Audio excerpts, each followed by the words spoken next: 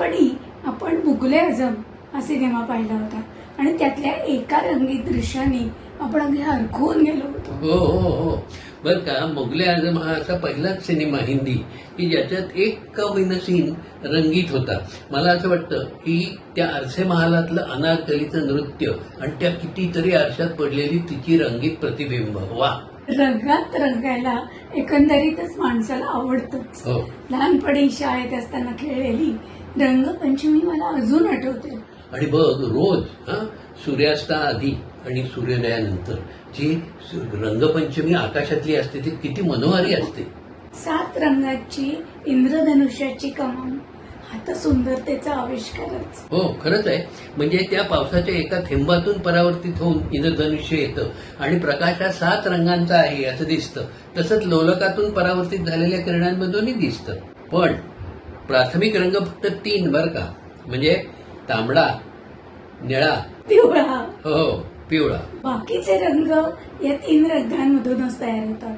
जसं की निळा आणि पिवळा आणि म्हणजे हिरवा. होतो. हो तसंच निळा आणि लाल म्हणजे तांबडा मिळून जांभळा होतो किंवा लाल म्हणजे तांबडा आणि पिवळा मिळून नारिंगी होतो.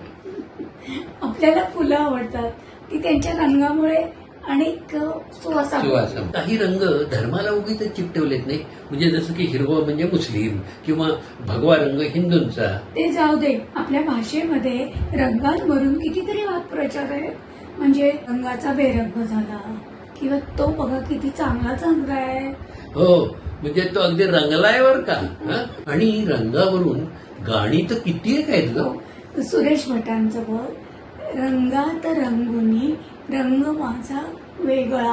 हो आज गोकुळात रंग खेळतो हरी, जांभूळ पिकल्या झाडाखाली घन निळा बरसला श्रावणात, घन निळा बरसला. गोरी गोरी पान फुलासारखी छान. हो अशी हिंदीमध्ये सुद्धा रंगांवरनं कितीतरी गाणी आहेत. म्हणजे रंगांच्या गाण्याच्या भेंड्या खेळाव्या इतकी गाणी. ये नीले अंबर पे नीले गगन के तले, मेरा लाल दुपट्टा मलमल का हो जी. ये लाल रंग कब मुझे छोड़ेगा.